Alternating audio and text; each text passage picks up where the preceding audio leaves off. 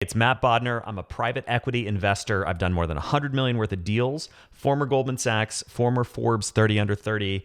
Today, I've got Kevin Harrington, former shark from Shark Tank, on the show, and we talk all about building your dream team and scaling companies. With that, let's jump in. It's an awesome conversation. Kevin, welcome to the Science of Success. Hey, Matt, great to be here. Thanks for having me. Well, I think you have the honor of being the first shark from Shark Tank that we've had on the show. I love that. You mean I beat Mr. Wonderful to the punch? That's right. He's a funny guy. I always joke, you know why he calls himself Mr. Wonderful? Because nobody else will. That's a good one. I like that. Yeah. Well, that's awesome. Well, we're obviously super excited to have you on. You're a tremendously successful entrepreneur and have done so much and built so many different companies. One of the things that I'm earlier in my career than you are, and I think a lot about mentors and who are the mentors in my life. What does it take to find a mentor? How do you even define a mentor? I'm curious, in your journey in your career, have you had any mentors that were really impactful for you personally and helped you really shape your journey? Great question. So I'll go back to the earlier days when I was an entrepreneur, and it's crazy.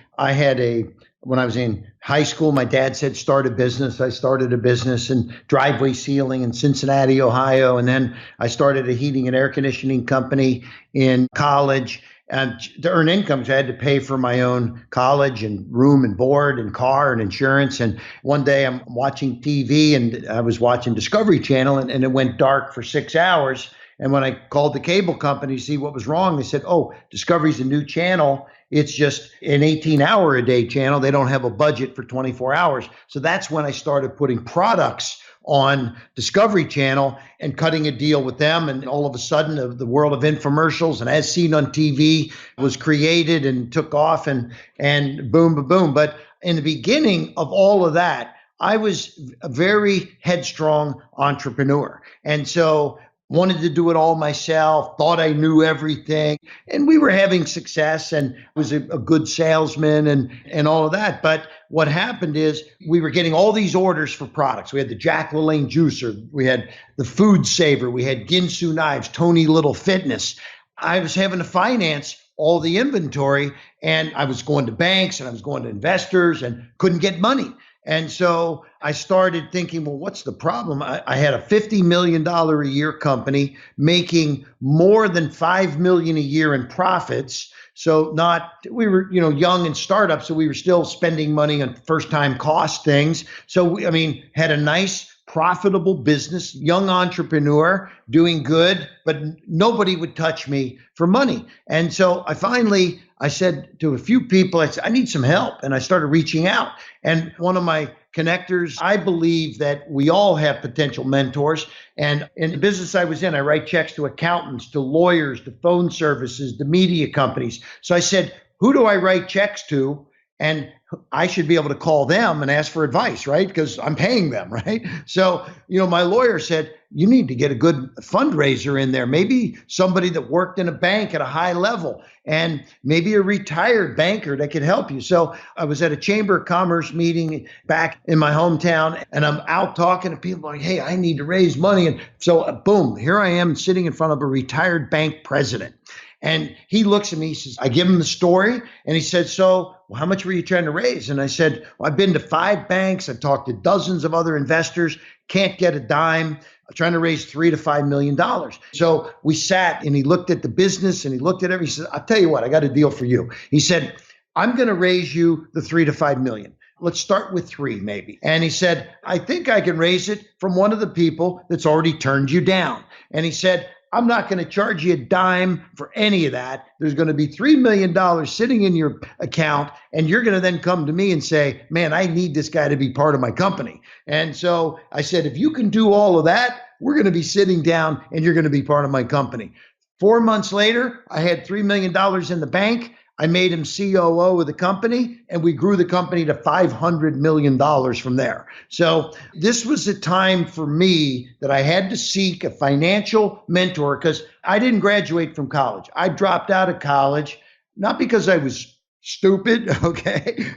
I had a 3.85 GPA, but I didn't like school and I was building a business. I had 25 employees my junior year. And I said, but I never had the skill set of business planning and raising capital and all of that. So make a long story short, that was the first move. It was a great move. And ever since I've decided I need mentors in all the areas of my business that I don't have the skill set for. Such an incredible story. There's a couple things I want to break down from that. I mean, even just the simplicity of that idea, it's incredible. Find a retired banker, or in your case, it was genius to find a bank president, somebody who's already been immersed in that world, who knows people, who has the connections, who speaks the language. What a fantastic way to leapfrog what was one of your biggest challenges. Yeah, I love it. And that's in other areas of my life. I have probably, I'd say, a half a dozen mentors and coaches in my life. And some of them are sort of like free, like they don't charge. Others I pay, because at the end of the day, if you've got to get to the right person and they can do amazing things for your business or your life, it's worth cutting a deal to, compensate them for the process. Because at the end of the day, I have sort of an attitude of, if something's for free when they're available and on their schedule and their game plan, whereas if I can actually cut a deal to have a contract for having somebody in my life and X amount, I'm a mentor to dozens of companies. I sign deals in some cases where I'm going to do X amount of weekly interactions, X amount of quarterly phone calls, personal meetings on an annual basis, et cetera, et cetera. And I can share some of the successes I've had with some of the companies I've mentored if you'd like at some point here. But the bottom line is I have more than finance mentors. I have them in legal and operations and personal finance, investments, et cetera, et cetera. So having a mentor can be a game changer. And for me, put me into a very successful club of having quite a few business successes. So I love it. And I recommend everybody out there to explore it if they're at a point in their life where they need it. Great advice. And I want to back up and get a little tidbit from this story because it's such a fascinating journey to begin with. How old were you when you pitched Discovery Channel on selling their empty ad space? I was in my 20s. I don't remember the exact year. I'm 63 now. So it was close to 40 years ago. I think I was in my mid-20s. Okay, so you're in your mid-20s. You're sitting on the couch watching Discovery Channel. How do you, one, get in the door? How do you have the credibility to present to them? And how did you ultimately position yourself to close that sale? So cable first launched back in the early 80s, and I ordered their 30-channel package. So I go through all 30 channels, CNN News 24 hours a day, ESPN Sports 24 hours a day, MTV Music 24 hours a day. Discovery Channel was number 30, the 30th channel, nothing on, 6 hours a day. So I just called the local cable operator and said, hey, there's a problem. I'm not getting Discovery for 6 hours a day. And they're like, it's only an 18-hour a day channel. And so on the phone, I said, well, if I had something to put in there, would you be interested? And they said, absolutely, come on down. It's just unsold media. And so I went down, and then I found out that the local cable company was Warner Cable in Cincinnati, and this is back in the early 80s. They had a mandate when they signed the contract to provide cable service that they had to put one channel that was a local access channel that provided access to the local entrepreneurs, restaurants, whoever it might be, to be able to put could be high schools who want to show sports. It was a local access rule. And so when they're telling me this in the meeting, I'm like, so how does that work? They said, well, we have a big incentive to deal with local entrepreneurs. And I said, well, I'm a local entrepreneur and I want to take some of your time. And he said, so you won't believe this deal that I got. I said, all right, I want to fill the time. And they said, well, like with what? And I said, so let's do some commercials for some products and put them in there. And they said, okay, but look, you got 6 hours, so let's not do 1 minute spots. Why don't we make these like TV shows? And so we're talking through this. Said, yeah, I'll interview people and have products. We'll demonstrate the products and then we'll sell them at the end. And that's how it all started. And I was the host. And so the very first deal, I said, okay, I want to shoot a 30-minute show. And they said, great. And they said, and I want to run it. And they said, well, we have 6 hours a day. We'll come back to you with a proposal. So I get the proposal a couple days later for $800. They were producing, shooting, editing, producing in their studio, all in $800. And I thought, wow, what a deal that is. But wait, there's more. They're going to run it 30 times for the same $800. Okay. They're going to shoot it and run it. So they're going to give me 900 minutes of airtime and all the production for a 30-minute, we didn't call it an infomercial because that word didn't exist, 30-minute advertising commercial to sell products. And so we sold for $800, $26,000 worth of goods.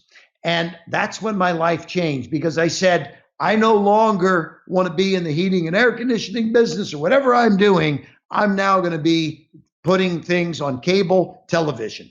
And that was the beginning. And then I went to Discovery National. So this was just local in Cincinnati. After I had credibility, the local operator was like, you have created a new industry here. And I said, can I talk to somebody at corporate? Cut a deal with corporate. They gave me 6 hours a day on Discovery, 365 days a year for $1,000 a day, 365,000 under a multi-year contract on Discovery Channel. That was doing $20+ million in annual sales, that block of time. So pretty good investment. Again, $365,000 investment for $20 million in sales. This was the game changer. This launched the infomercial industry. This was the early days. And that's when we started going for all of the Billy Mays, Tony Littles, Jack LaLanne's, George Foreman's, everybody that had a product. We were rocking and rolling. And by the way, this was years before Amazon, 9 years before Amazon went B2C, many years before QVC ever started. This was the pioneering days, the early days, and had a lot of fun creating some great product successes. That is insane. I hope you're enjoying this interview. If you are, you might enjoy my free newsletter, The Deal Mastery Insider, where we talk about buying businesses, scaling companies, and doing deals. The link to join is in my bio or at mattbodnar.com/newsletter. And when you sign up, you also get my free email course on how to buy a business. I hope you check it out. And with that, let's get back to the show. Why were the production costs so cheap to film these infomercials?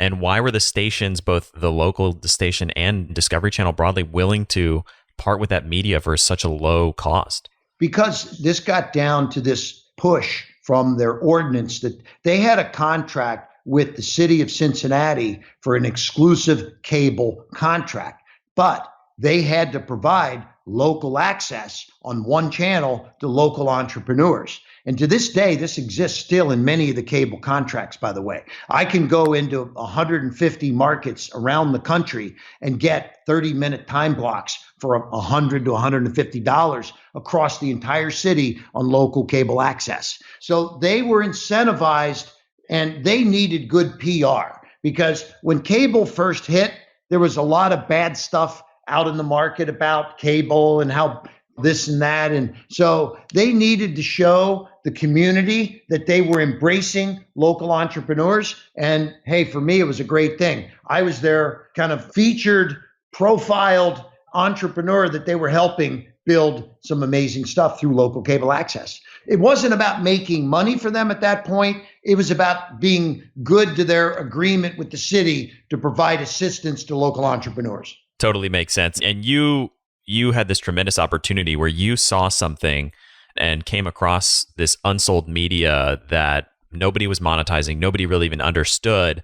And that's in some sense why it was so cheap for you to then turn around, looking at Discovery Channel, for example, for you to then turn around and pay $300,000 a year and monetize it for $20 million worth of sales. Exactly. Let's put it this way, Matt. I know we've been talking about mentors and why people need a mentor. And you know, it's just, if you get the new book that I have coming out called Mentor to Millions, it talks about how to get a mentor, what to look for in a mentor, also how to be a good mentee, right? Because I've mentored some people that I didn't, after a session or two, didn't want to have anything to do with them anymore because they weren't following up on my advice and instructions and just kind of wanting to do it their own way. So this is why I think a good resource guide for people that are in business, that are entrepreneurs, that are seeking some help would be to pick up a copy of Mentor to Millions, because there is where we pretty much lay it all out for you,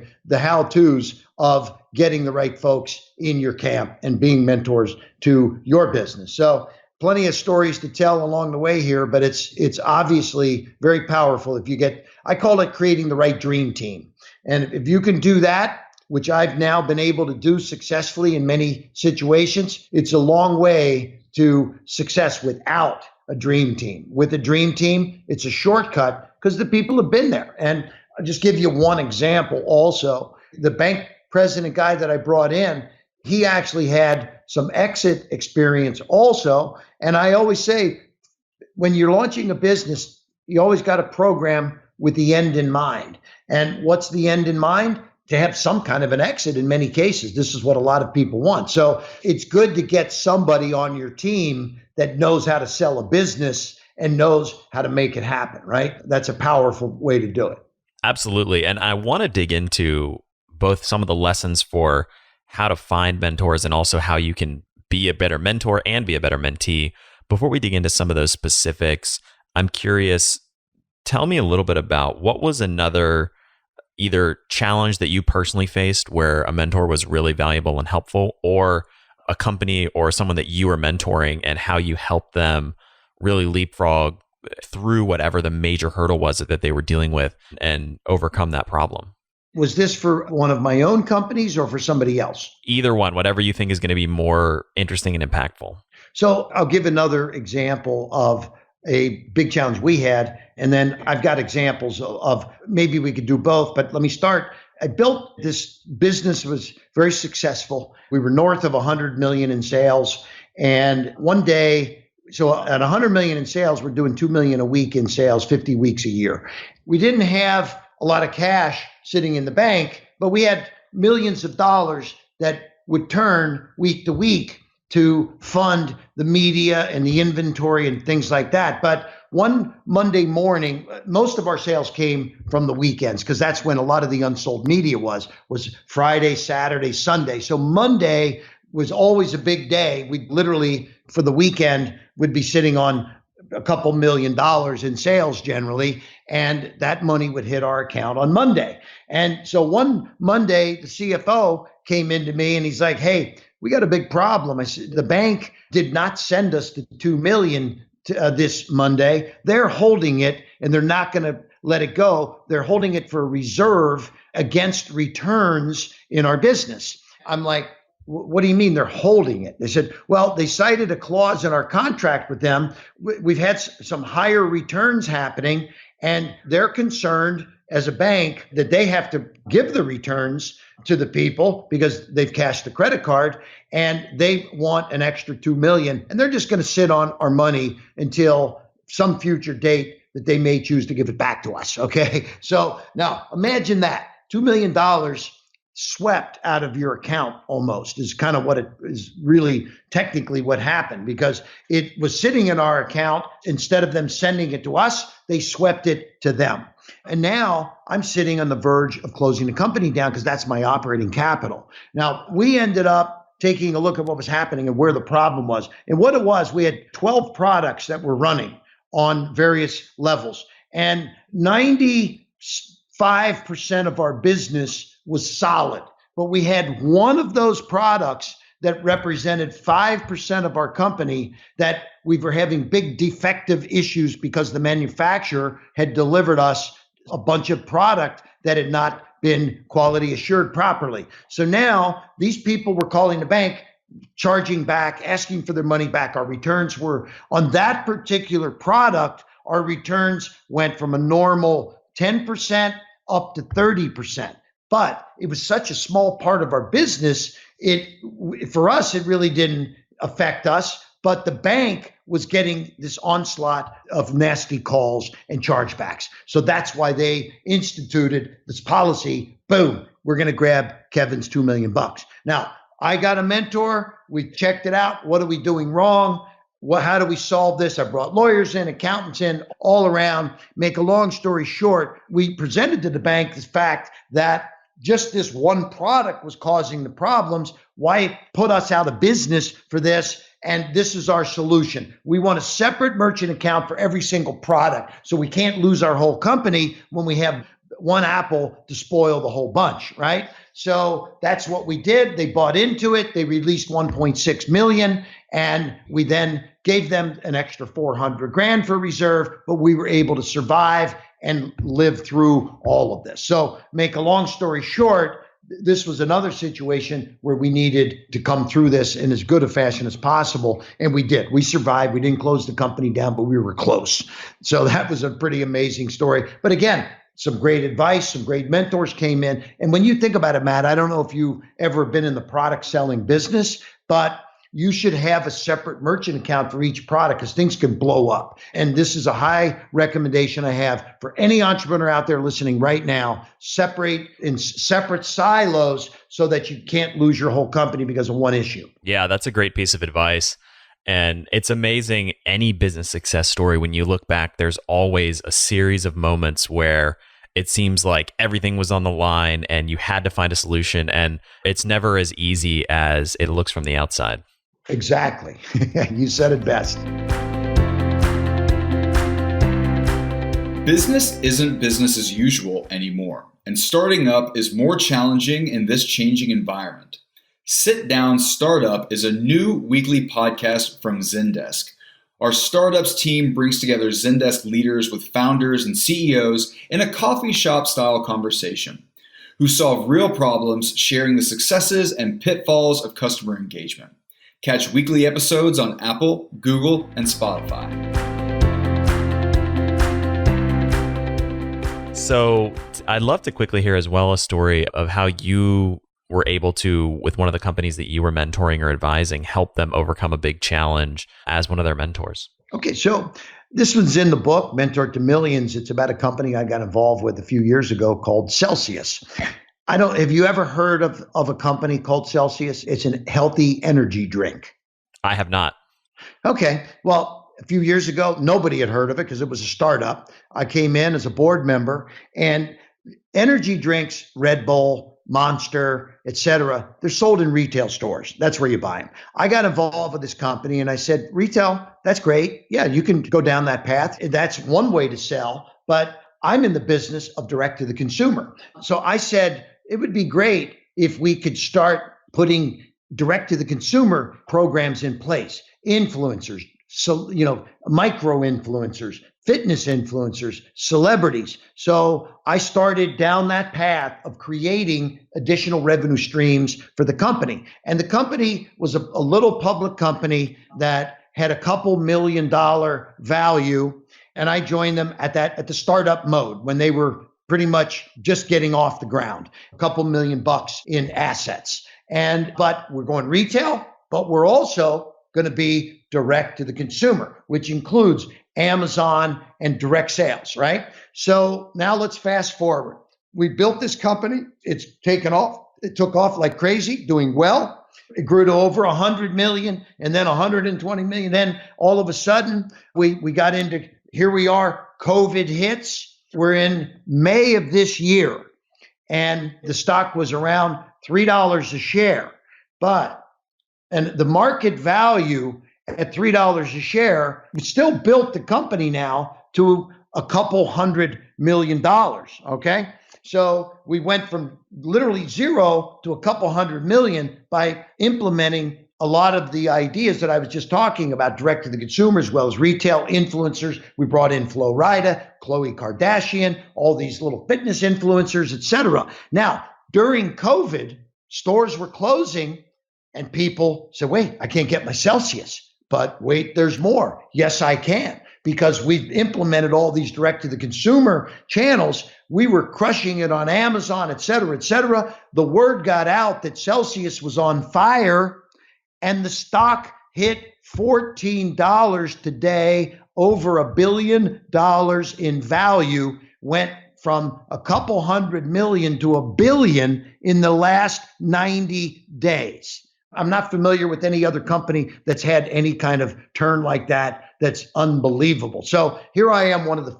co-founders of the early days of this company. And of course, I made a few bucks along the way because we created $1 billion asset. So you just can't sit and wait. It's not always going to be the same way. You've got to go for it and figure out new ways, think outside the box, as I say, direct to the consumer, fitness influencers. We're crushing it. We've got a really solid business. It's called Celsius. The symbol is CELH. Amazing team. They have an amazing board, amazing CEO. John Fieldley had a great CEO that was involved with the company for many years, Jerry David. So look, as I mentor, I'm on boards. I'm never going to sit here and take all the credit for anything. It's always a collaborative effort, and a lot of folks had a lot to do with that. But I will tell you, the direct-to-the-consumer strategy, and that's the business I've been in for 40 years, that was the real hook that created a major juggernaut at Celsius. That's amazing. That's a pretty rapid amount of value creation, and especially during such a turbulent economic time.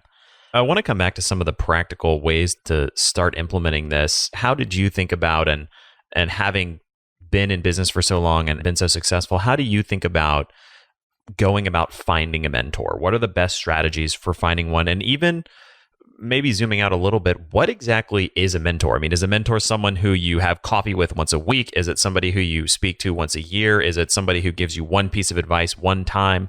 How do you think about what a mentor is? And then how do you really think about the best strategies for actually cultivating and finding and building relationships with them?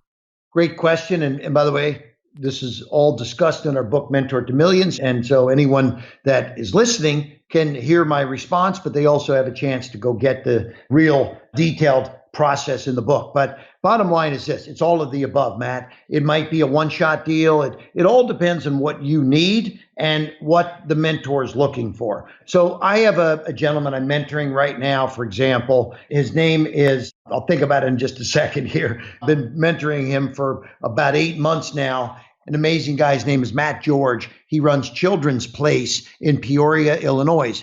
It's a home for homeless children. They feed and house 1,800 children on a monthly basis that go through the doors there. They have a massive budget. Matt George is an amazing guy who really cares about the kids, and he's been successful raising money for Children's Home, but sometimes you hit a plateau. So I said to Matt, look, this is going to be my give back for your group. And I've been working with him, helping him build some ideas, because at the end of the day, having a good visibility is important in a community. So Matt has been out there, but I said, you've done such amazing things, Matt. You should write a book. You should start putting a profile, raising your profile in the community, because you do so much for so many people that I think it's important. You should start putting your own podcast together. So, I mean, the first question you asked, how do you get a mentor?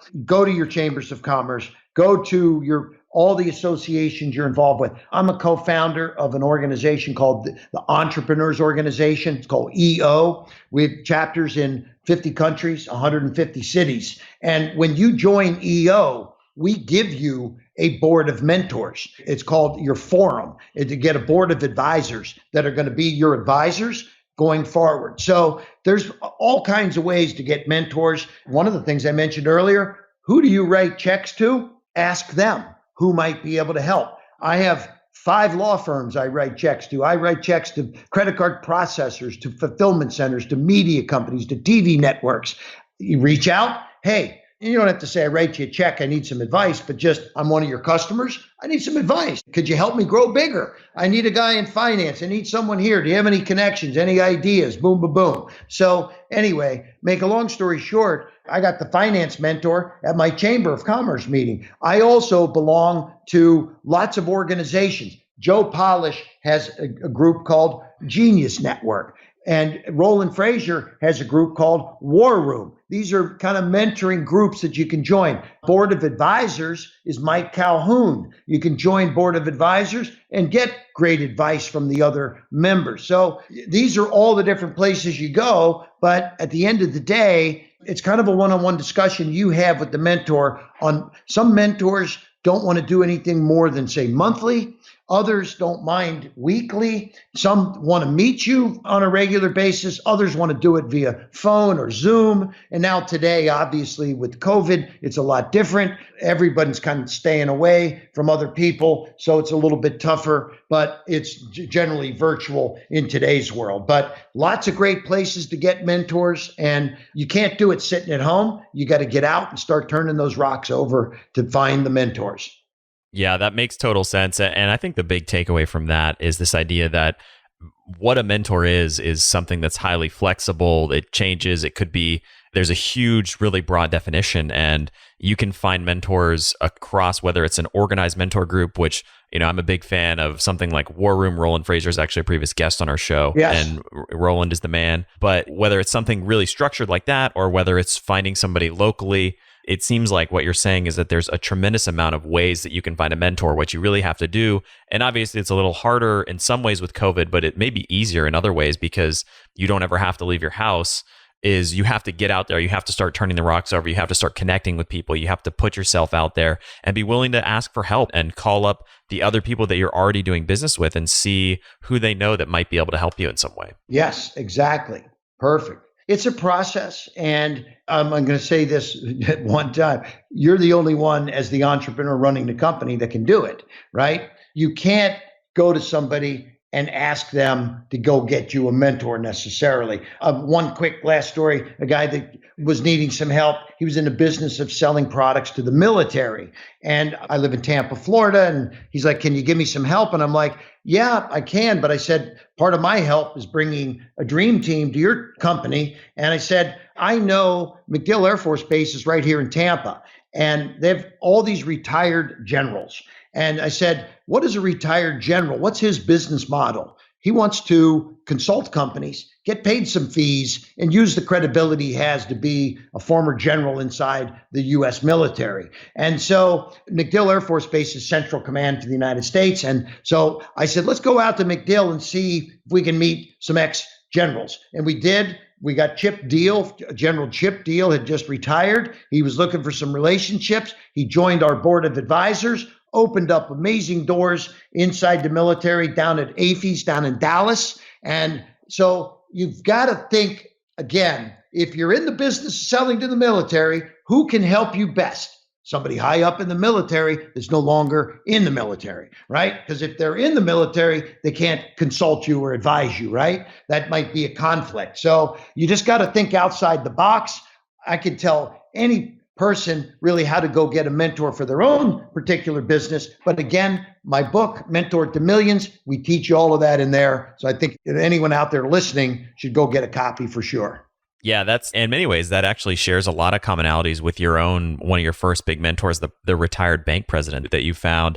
It seems like maybe a really rich vein to mine when you're searching for a mentor is to figure out who used to be really prominent, really successful in that industry or that particular niche, and they've since retired, and go try to seek those people out and get in front of them. It seems like they have a really potent mix of powerful Rolodex, and also they're in the stage in their life and their career where they're not as busy. Maybe they're looking to give back a little bit more.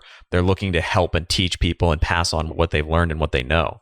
Exactly. Yeah, you hit it. Thank you. Is there any way or any strategy in particular? I mean, you've mentioned things like local chamber of commerce, just networking through the people you know, et cetera. But to find, how do you, if I said today, hey, I need to find the retired, let's just say bank president to help me scale my business to the next level, how would you go about finding that person? Well, let's take the industry that was part of for 35, 40 years, the as seen in TV industry. There's a trade association in as seen in TV that was started. I was one of the co-founders. It's called the Electronic Retailing Association. Now, that existed for about 30 years, very successful. It ended up morphing into something else now recently. But the bottom line is that there was hundreds and hundreds, maybe thousands of members of what was called ERA, Electronic Retailing Association. So if you were Procter & Gamble and you wanted to get a mentor in the world of as seen in TV and electronic retailing, of which Amazon was a member, and eBay and QVC and HSN, there's a board of directors of ERA.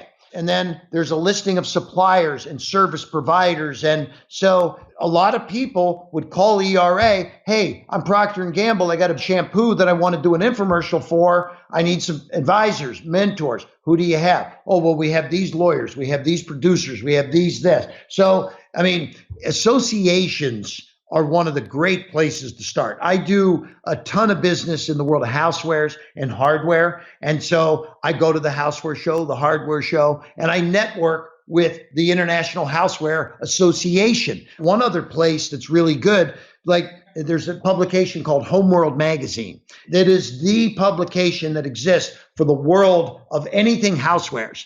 And there's a guy named Peter Giacchetti that's the publisher and editor and chairman of Homeworld Magazine. I've known him for 35 years. And if I need anything done in the world of housewares, I call him. Hey, I need a good manufacturer for toasters. Who should we be talking to? Boop, get an answer right back. So bottom line, associations, publications, your existing relationships in legal and accounting, all kinds of great ways. You'll never run out of them. And I always say, you got to keep going until you get the right ones. And once you find the right ones, it's going to blow you away. It's really powerful. Yeah, that's great advice. And there's often so much untapped potential in your network that if you're not asking, if you're not putting yourself out there, if you're not trying to uncover who do they know that might be really helpful for me, you're really leaving a lot of value on the table. Absolutely. Yeah, you know it. Absolutely. And really quickly, what are some of the key things that you need to do to be a great mentee? That's a great question. The first thing I say is you should be the mentor's best student. Okay. So, because when you think about it, I think I mentioned earlier that it's not exciting for a mentor to I'll give some advice and I'll say, okay, so here's 4 action plan items before we talk next. Right. And so now, the first thing I do when we start the next conversation is let's go over the 4 action items and how did you do with those? Oh, well, I got the 2 of them. I didn't get the other 2. Sorry. It's like, well, what's wrong with this picture here? So that's not a good mentee. I want a good student. I want somebody that's really eager. I don't mind a challenge or why is what you're saying the right way to go. You're certainly allowed to do that, but don't tell me you just didn't have the time, but you want more of my time. So it's important that you communicate well, that you thank mentors, that you're appreciative, send them nice notes, maybe a little inexpensive gift every now and then. I'm not talking, could be a Starbucks card for $20 value or something, just that you're thinking about them and things like that, or a donation to their charity. I had a grueling 3-day event that I did in Vegas, 80 meetings over 3 days. I keynoted 2 of the days. I was scrambling to get through the airport to get home on a late night flight. And I'm sitting in the airport eating a quick bite before I jump on the plane. And a young kid comes up to me, handed me a $100 bill. And he said, Mr. Harrington, he said, I was at the event. I watched you the whole time. I tried to get to you a dozen times. I never could. I'm just a young entrepreneur starting out. I need some help. I'm not looking for anything for free.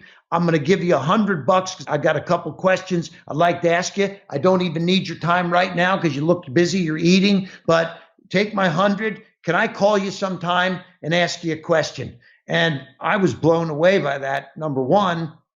Secondly, handed him his 100 back and said, look, you approached me the right way. I'm going to give you the answers to your question, and I'm not going to charge you a dime. And I really appreciate what you did, and God bless you. So, I mean, those are the kind of things for $100, you got to deal with a shark. Okay. So there's a very smart young entrepreneur. I'll tell you that right now.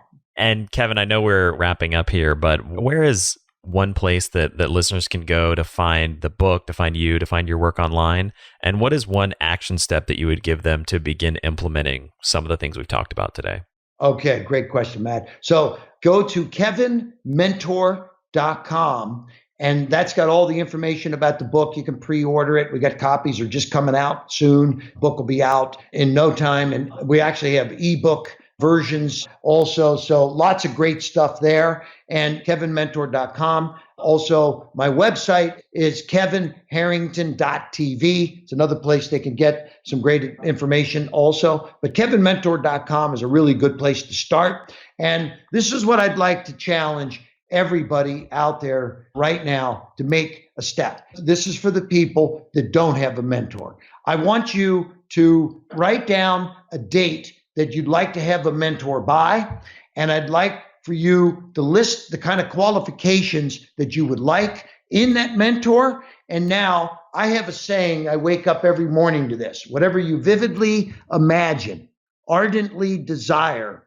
sincerely believe, and enthusiastically act upon must inevitably come to pass. So that was a saying by an old mentor of mine way back, and it's just powerful. And I just have to say that believe in yourself, believe in your idea, and the steps that I mentioned, vividly imagining, that's easy. People can imagine themselves getting a mentor. Ardently desire, you desire it, right? You vividly imagine it, you ardently desire. You sincerely believe that you need a mentor, that you want a mentor, but you don't enthusiastically act upon it. This is where most people fall down. So now put a plan of action together, and with my book and a plan of action, you're going to have great success. You'll get your mentor, and you're going to turn things around in your business. So on that note, Matt, I want to thank you for having me. It's been a great event here to share some of the ups and downs that I've had over the years. I shared a couple stories that sometimes I don't like to share about how tough it was for me, but I really appreciate you having me today. And I hope anyone out there can go to kevinmentor.com to get some information about getting a mentor in their life. Kevin, thank you so much for coming on the show, for digging into some of your incredible backstory and sharing all of these lessons about how we can find mentors. Thank you, buddy. Talk soon.